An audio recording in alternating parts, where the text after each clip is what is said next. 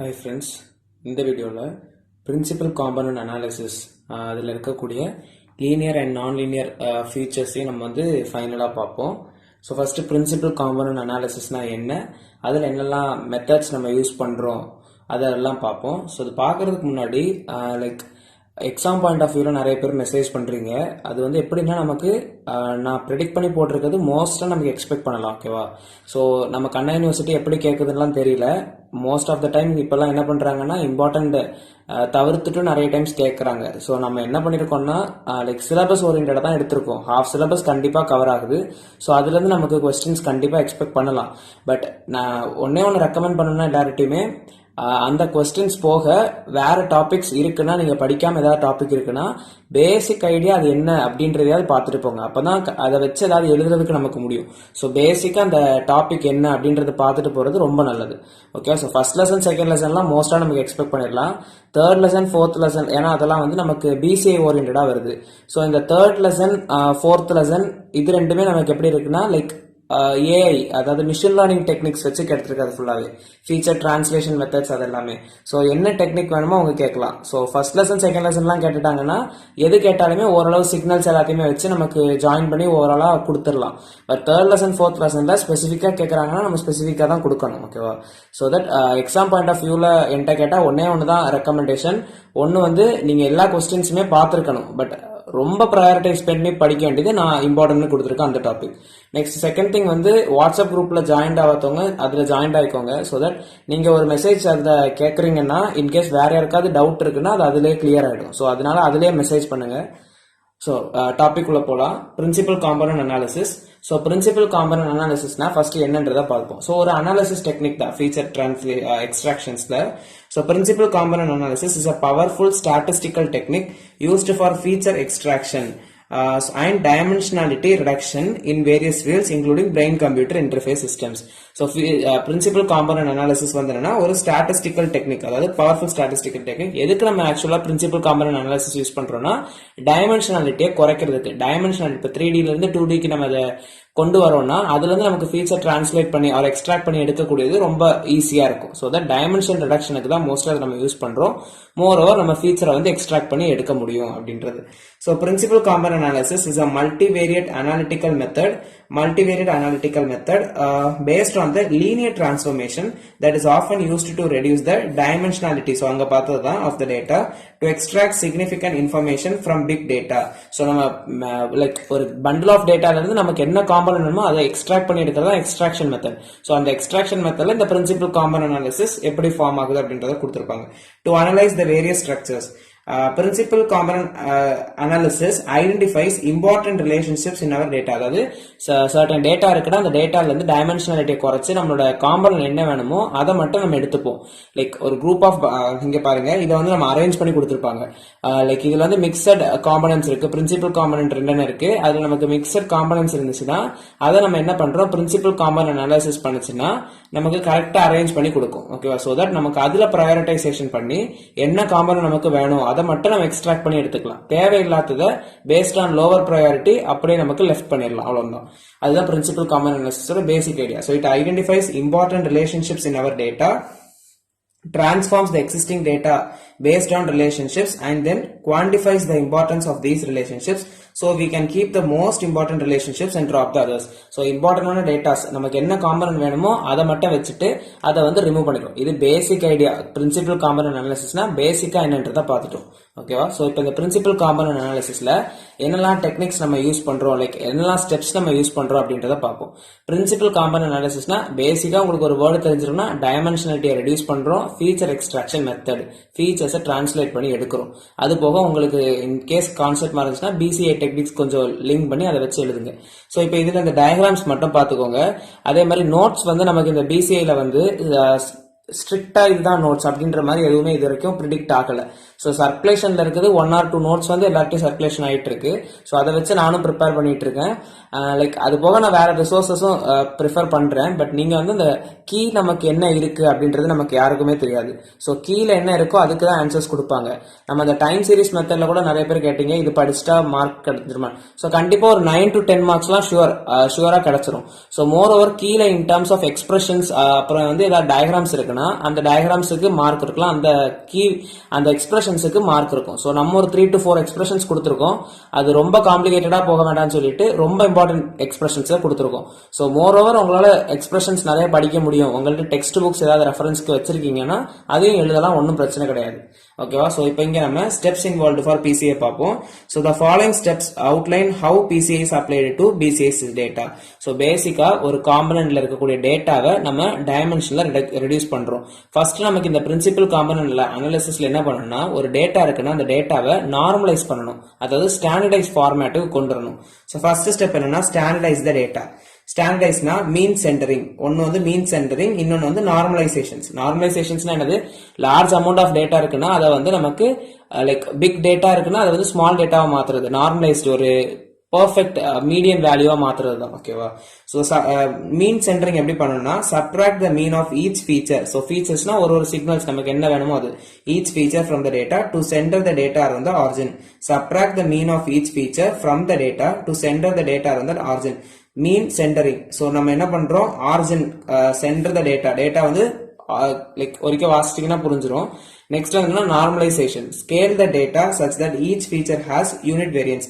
நார்மலைசேஷனா scaling, அதான் நம்ம சொன்னது மாதிரி ரெடியூஸ் பண்ணி லைக் ஒரு நார்மலைஸ்டு வேல்யூக்கு கொண்டு வரணும். ஓகேவா? ஸோ லார்ஜ் டேட்டாவா இருந்துச்சுன்னா அதை வந்து பேசிக்கா டைமென்ஷனல் ரிடக்ஷன் அதை கூட சொல்லிக்கலாம் நார்மலைசேஷனுக்கு. இது பேசிக்கா ஃபர்ஸ்ட் ஸ்டாண்டர்டைசேஷன்.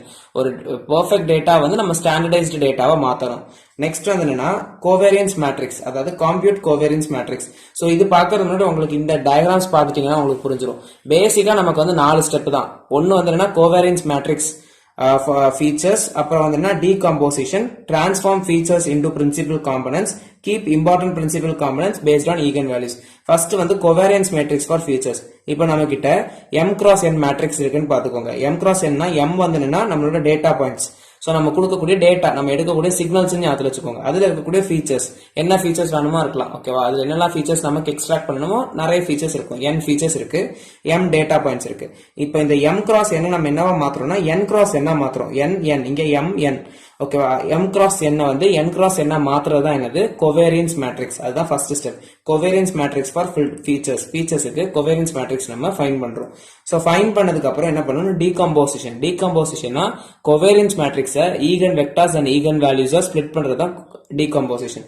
ஸோ அதை வந்து நம்ம என்ன பண்றோம், ஈகன் வேல்யூஸ் ஆகவும் ஈகன் வெக்டார்ஸ் ஆகவும் ஸ்பிளிட் பண்றோம். அதாவது ஒரு செக்மெண்ட், ஒரு டேட்டா பாயிண்ட் மட்டும் எடுத்து அதுல இருந்து நமக்கு வந்து ஈகன் வெக்டார்ஸும் ஈகன் வேல்யூஸும் நம்ம ஃபைண்ட் பண்றோம். Transform features into principal components. So இந்த ஈகன் வெக்டர் காம்பனன்ட்ஸ் வந்து நம்ம என்னவா மாத்துறோம்னா பிரின்சிபல் காம்பனன்ட்ஸா மாத்துறோம், பிசி. ஓகேவா? பிரின்சிபல் காம்பனன்ட்ஸா மாத்துறோம். சோ இப்படி பிரின்சிபல் காம்பனன்ட்ஸா நம்ம மாத்திட்டு வரதுல நமக்கு என்ன காம்பனன்ட் வேணுமோ அதை மட்டும் நம்ம வச்சுட்டு அதுக்கப்புறம் நமக்கு அதை தேவையில்லாததை ரிமூவ் பண்ணிடுவோம். பேசிக்கா இந்த ஐடியா தான். என்னது, குரூப் ஆஃப் டேட்டா இருக்கு, அந்த குரூப் ஆஃப் டேட்டாவை நம்ம ஃபர்ஸ்ட் அரேஞ்ச் பண்ணிக்கிறோம். ஸோ பிரின்சிபல் காம்பனன்ட்ஸா கொண்டு வந்துடுறோம்.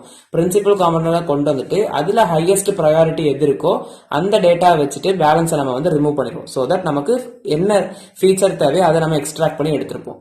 சோ இதை வந்து கொஞ்சம் ஸ்டாண்டர்டைஸ்டா இங்க கொடுத்திருக்காங்க. ஃபர்ஸ்ட் ஸ்டெப் வந்து ஸ்டாண்டர்டைஸ் பண்ணணும் அந்த டேட்டாவை. செகண்ட் ஸ்டெப் என்ன கொடுத்திருக்காங்க, compute the covariance matrix.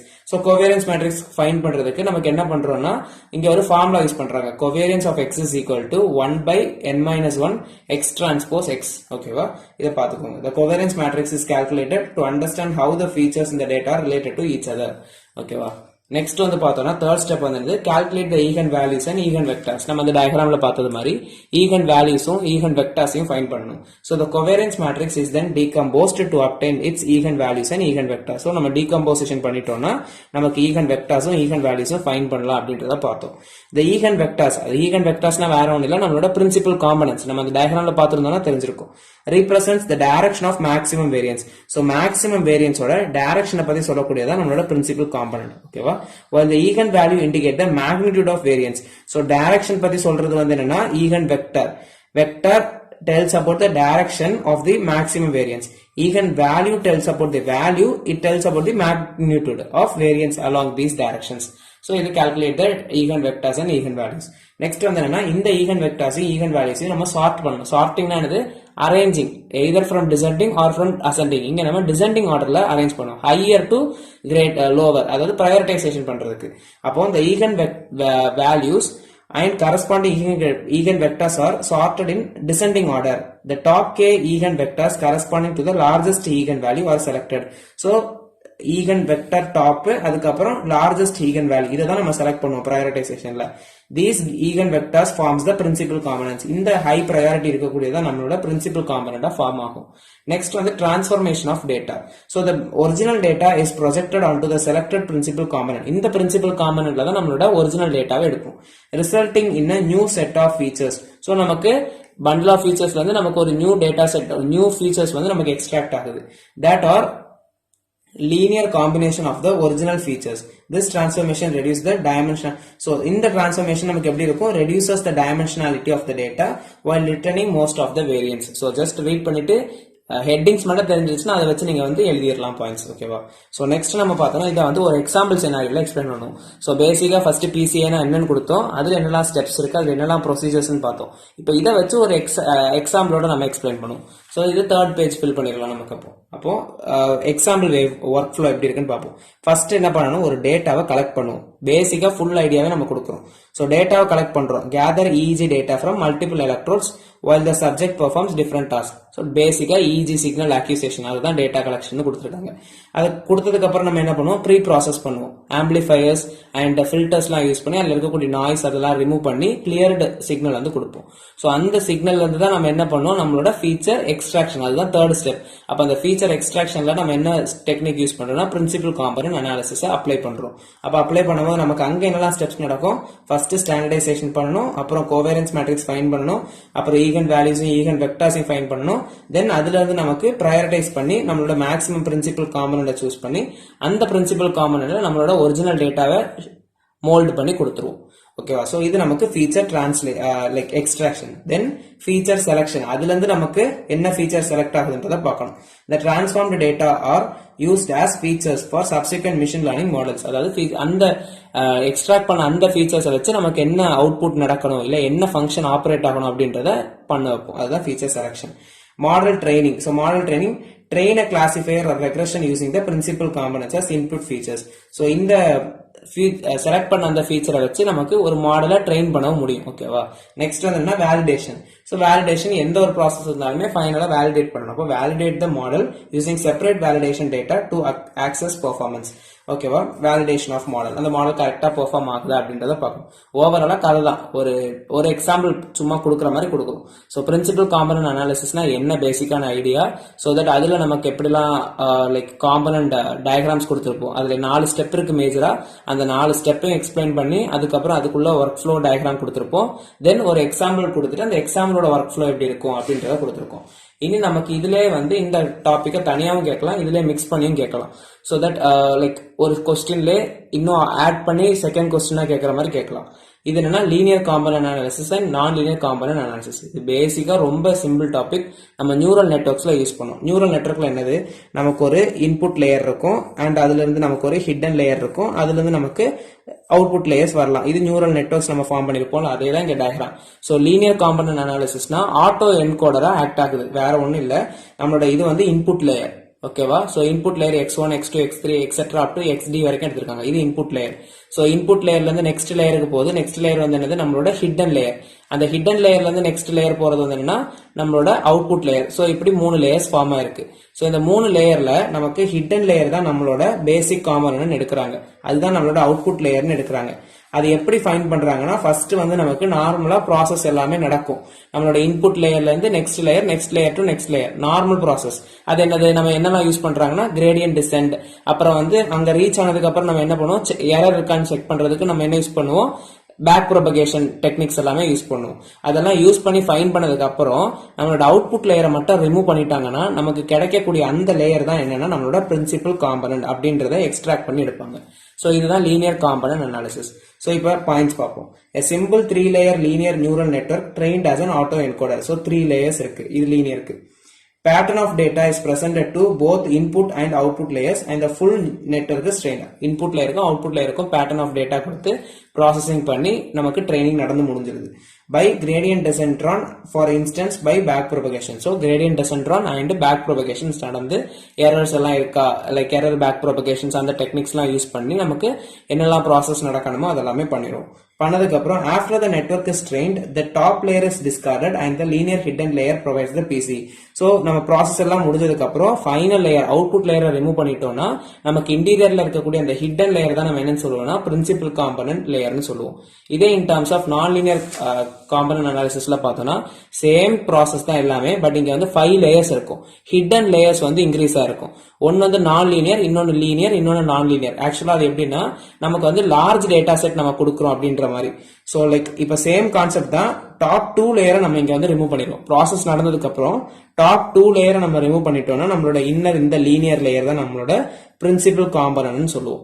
So ஆக்சுவலா இங்க என்ன நோட் பண்ணணும்னா if the data represent complicated interactions of features. So ஒரு டேட்டா செட்ல நிறைய ஃபீச்சர்ஸ் காம்ப்ளிகேட்டடா ஃபீச்சர்ஸ் இருக்குன்னா அப்பதான் நம்ம எங்க போவோம்னா இந்த நான் லீனியர் டைப்புக்கு போவோம்.